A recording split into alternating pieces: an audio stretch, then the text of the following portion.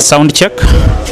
Alright, ETV Uganda, thank you so much for watching. Yonaje musinzira okuba nti mutulaba mwebale nnyo mwebalire ddala. Tuli side ze Makindye era nga tukyagezaako okugoberera n'okulondoola emboozi ya Prince Job Paulo Kafeero. Ekiriwo kiraga nti abaana 11 abaaboolebwa ku bali abaana abaakakasibwa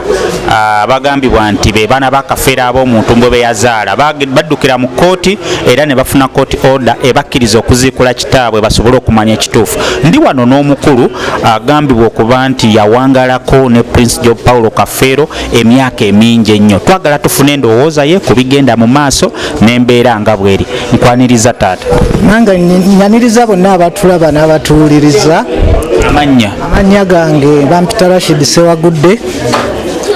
Natandika okubeera n'omugenzi Paulo Kafeero 1995. Yava mu kubeera mukwano gwange 1995. N'afuuka mukama wange ate n'abeera muganda wange. Ebize bitambula ne bibaddewo tebitandise lwaleero, byatandikira ddala nga yakafa. Naye era nze saavaayo kubaako kintu kyonna kyenjogera. Naye bwe mbadde mpitayita nga ndaba byensoma ku mawulire ne ku TV nga omwoyo gwange si mumativu nabyo olw'ensonga ti mukwano gwange oyo teyafa accident, wabula yalwala n'abeerawo ebbanga. Nze namuvuga emyaka 9 egyasembayo yali dereva ng'agenda okufa, nga nze mmanya we yasuze, nze mmanya kye yalidde n'abakazi be yali ayagala. Naye olw'okubeera nti teyampa lukusa kwogera bye nnamanya olw'okuba nali mukwano gwe, twayinanga kye tugamba nti twekisiza akiraana tunamma.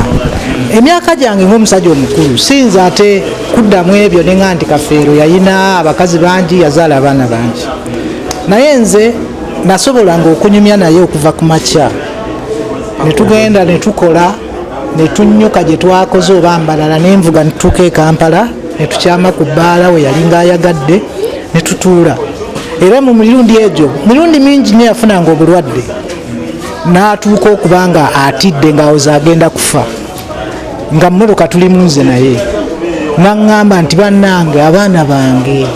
nyinza okufa naye abaana bange kyambeeranga ku mutima. Kati nze n'olwaleero mpuliranga eddoboozi lye nga ŋŋamba nti abaana bange. Kati olw'okuba nti omuntu bw'aba alwadde asobola okulaama n'agamba nti naye mukwano gwange omanyi omwana oli si wange ono si wange, kyataakola mu bbanga lye twabeera naye kuba nze nasembayo okumuvuga paka lwe yafa. Kati bwe mpulira nga waliyo abaana abagambibwa nti baana be nga tebaweereddwa mukisa kubeera baana be, ndabira ddala nga Kafeero tayinza kubeera musanyufu nakuwummula mirembe. Mu kufa waliwo Kafeero yafa. Abaana bano abagamba si ba Kafeero mu kufa baaleetebwa era ne bakkirizibwa mu kika. Abaana baaleetebwa. Mu kuleetebwa Kafeero bw'afa yalina abaana baali babeera ewaka, naye bw'afa abakazi baaleeta abaana. Bwe baleeta abaana mu kiseera ekyo tewali abagoba nti kubanga n'abaana bano olwaleero abayinza okugamba nti be bokka be baana ba Kafeero baali bato nga tubatwala butwazi ku ssomero tebalina kye bamanyi. Naye mikwano gya Kafeero abandibadde basobola okubaako kye bamanyi nze ndaba nga balekeddwa ebweru. Waliwo omwami nga Bob Fred Mpiima abeera e London, yajja kuno Kafeero n'amutwala e London omwaka mulambo mujjanjaba. Kafeero n'abeerayo nga mulwadde nnyo, yandibadde alina kye yamugamba nti oba omwana ono oba oli oba ono oba oli si wange, teyakyogera. Kafeero ffe yatuweerereranga abaana nga si yabazaala, n'abaana bangi be yaweerera ne bakula ng'era abatwala nti baana be. Talina mwana gwe yaleka agambye nti ono si wange, so nga teyafa kikutuku. Ebyo yali abisobola kubeera abakazi baaliyo abamu nze yantumanga n'entwala school fees. Kati mu baana bano abalwanira obwenkanya waliwo bookakasa gwe nga gwe omusajja omukulu ku myaka gyo bookakasa nti mu butuufu Kafeero yaliwo ng'alabirira omukyalo n'abaana bano nina bemmanyi. Nga bwe nkugambye nze nalinga bbanka ye bwe twagendanga okukola ng'agamba manager kwata emitwalo 5 giwe Rashid oyo tababuulira nsonga sente ezo zabanga z'abaana school fees biki abo abaana be beyayinanga era mwabo abaana omwana gwe bayita Aloni nze nkakasa oyo yali muka Kafeero kubanga twavanga gye tuvudde basaawa 10 nga manyi nze manyi amaka ge manyi Grace Mukanga manyani manyi babisirikirwa bonna baaliwo naye nagamba tusijja kgenda tugende ndaba omwana wange wa Emakindi so nga nyina yali muzigo nga muzigo gumu era yayagalanga nnyo omwana oyo bwe najjanga ku makyanga nzo muno nanga ngasooka ovugemu omwana oyo eka kyanneewuunyisa okuba nti teyamwegaananga mulamu abantu abaloga nti si wuwe ekyo nze ku lwange ndaba nga buyinza obutaba bwenkanya naye nze kye nandisabye nze siri mubawagira okuzikula Kafeero olw'ebyobuwangwa n'eddembe ly'abafu ne Kafeero omuntu eyatya okumutwala mu funeral home ate leero bamuziikule baddemu bamuziike yagaana omutwala mu funeral home yagamba nga tannafa osobola kibuuza Misaki Semakula bw'aba afudde tebamuwanga aba funeral service bakolanga ku mulambo gwe ne bamuziika paka kumuziika era bw'oba waliyo tewaliyo sente zaaliwo abantu baleeta sente nyingi nnyo nga zayisobola okukola buli kyonna ekisoboka naye tebakikola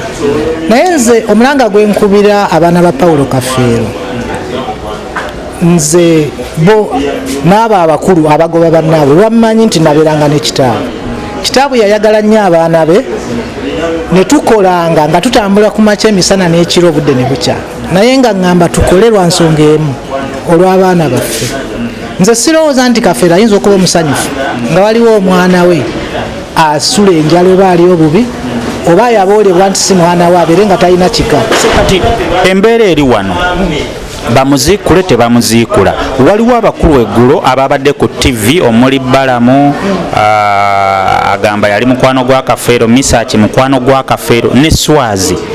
ndowooza n'abantu abalala bagamba tebamuziikula naye ate banamanya batya okufuna obwenkanya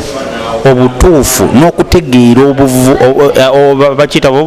gye bava n'ekika kyabwe nga tebaziikudde Paulo Kafeero mu nsonga zino sayansi mugazi nti waliwo engeri nnyingi nnyo ze basobola okufuna obwenkanya n'okukakasa obuzaale bw'abaana abo ne baba tebaziikudde sayansi mugazi naye tali mu mateeka sayansi ali mu mateeka nti kole batya muzeeyi kye basobola okukola basinza okukwata abaana bonna abagaa nti baana ba Paulo Kafeero ne babakebera bw'abanaaba nga balenzi owaayi zonna zijja kuba zifaanagana bwe banaaba bawala x zonna zijja kuba zikola ki zifaanagana ekyo scientifically proved kisoboka okukolebwa naye nze nkubiriza abaana kati kyebaagala bajjemu omululu gw'ebyenfuna ebintu bino tebyandituusaawo naye mulimu ebyenfuna Kafeero yali omusajja yaliko kye yeekoledde n'abiteekawo bye bisinze okuleeta abantu okulowooza nti nze bwe naaga ndi nze kanze mwana wa Paulo Kafeero bino nja byefunza ne bino ne bino ne bino naye kye baba bakola bwe kibanga ekinaaleeta obwenkanya nkakasa nze Kafeero ne bwabaayo nga mpulira nze seewaayira Kafeero nawangaala nnyo naye yambulira ebintu bingi nnyo nanyumya naye bingi nnyo bye sijja kwogera kuba teyampa lukusa bifulumu naye nze nga byemmanyi bwe mba nabyogedde oyinza okulaba abantu abali wano nga buli omwakuba munne ebikondo ng'ono alwana n'oli n'oli alwana n'eri singa njogera byemmanyi emyaka gye namala ne Kafeero bye yambuulira naye tukyalina omukisa abantu abali mikwano gya Kafeero bandibadde nti asobola okulamira yabeera e London n'azirika nadda engulu era asobola okubuulira Bob Fred Mpima waliwo Robert Kageme era bwe yali akomayo Uganda yadda naye ne tukola show n'ekivuga waliwo omwami Semmango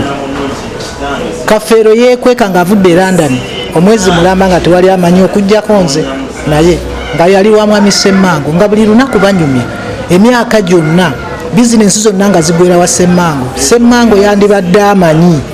nti abaana abo oba Kafeero yaŋŋambako nti ono wuwe bono si wuwe abo bwe batasobodde kuvaayo kwogera baba batiiriridde mukwano gwabwe gwe bagamba nti yali mukwano gwabwe nnyo waliwo omukyala we yali Grace Makanga oba ali South Africa oba mwali yali mukwano gwe nnyo mu bakyala be era yamubuuliranga ebintu bingi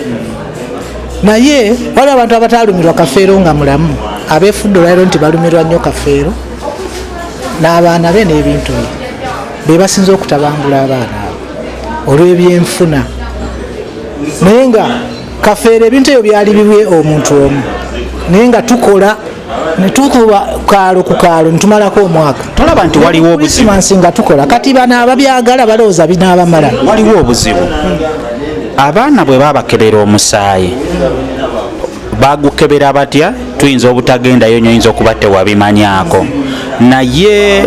okusinziira ku biriwo bali bwe bazuulibwa nti be bana be batuufu ne batandika okutunda tolaba nti waliwo ekkobaana awo anti mu Uganda buli kimu kisoboka abantu ababonyabonyeza ennyo abantu ku ttaka beeyuna kooti kuba kooti nyangu yakumanipulatinga nti asinga okukootinga amateeka n'okulizoninga yawangula akati bali bo kye baakola bwe balaba nga baagala oba oli awo si kibateekako kuba saaliyo n'abaana abaana nze sikakasa oba bakafeero oba sibabe si mulimu gwange okukikakasa nze siri specialist mukebera DNA naye nga nze nsaba nti bwe babanga abaana abo nga kisoboka obbakebera DNA ekkubo lyonna erinaleeta obwenkanya kirimu ebintu bibiri abaana ba Kafeero be bagaa nti babakebera bwe banakebera bano nga si baana ba Kafeero bali kijja bbawa emirembe bakole bye baagala nga bagumu okusinga obulabe obuyinza okuvaamu nti singa bano basigala nga bagaa nti bano baatubba obwo obulabe buyinza okumala emyaka 10 generation yaffe nevaawo n'abazzukulu ba bano nabo ne bagenda okwo nekigenda nga kiranda bwe kityo so ekisinga obulungi nze obuwangwa bwange ng'omusajja Omuganda tetutera kuziikula bafe okujja ng'omufu alulumye nti mwanziika bubi bamuziikula era n'ekitiibwa kye twaziikiramu Paulo Kafeero kuba nze yantwala nandaga entaana ya sisita naga njagala banziike ng'oyo sandyagadde bagimenyewo naye ate bw'aba ayina abaana be nga tebafunye bwenkanya nga bwe bamuziikula kisobola okuleeta obwenkanya nze sina buzibu nabo. Alright, HTV Uganda, thank you so much for watching. Embeera nga bw'ogiraba tugezaako kulaba nti tutegeera ddala ekituufu naki ekiyinza okukolebwa wabula nga abakugu batugamba nti ekirina okukolebwa kuziikula taata newankubadde ebirala byonna byogerwako olina obubaka bwonna obusembayo kwena ensonga ya Prince Job Paulo Kafeero. Obubaka bwempeereza abawagizi ba Paulo Kafeero kuba nze nina omukisa nti abantu bonna abagaa nti bamanyi Kafeero oba mikwano gye teri yamanyika na Kafeero nga nze nti buli we yabeeranga nayinanga okubaawo nze muleeta nze muvuga nze muzza yatuka n'okumpa ekirabo nangulira epuloti emutundu nti mu badweva abaamuvuga emyaka gyonna yafunanga accident nze saamukozesa ku accident naye nga muvuga ekiro muvuga emisana muvuga ddi ne tuva embala netuuka e Kampala kuba ne bwe yabanga anaakola nkyakaseese nga yakoze embalala agamba kanzireyo e Kampala. So nze omulanga gwenkubira abawagizi ba Paulo Kafeero basabe nnyo ate balwane nnyo ekisinga okuba ekituufu kyekiba kivaayo n'abaana ba Paulo Kafeero bafune obwenkanya kuba omusajja oyo yatoba nnyo okukolerera abaana be bwe banaabawo omwana yenna alekeddwa ebweru naafuna ebibonerezo bibiri nga tafunye ku bintu bya kitaawe ate nga tafunye namannya galituuma baana be kuba talina kika kigenda kuba kibingi era Kafeero tagenda kwebaka mirembe. Alright, tweyanziza byowulidde obiwulidde osobola okuteekawo comment yo. My name is Ward XP. Thank you so much for watching. Mbaagala.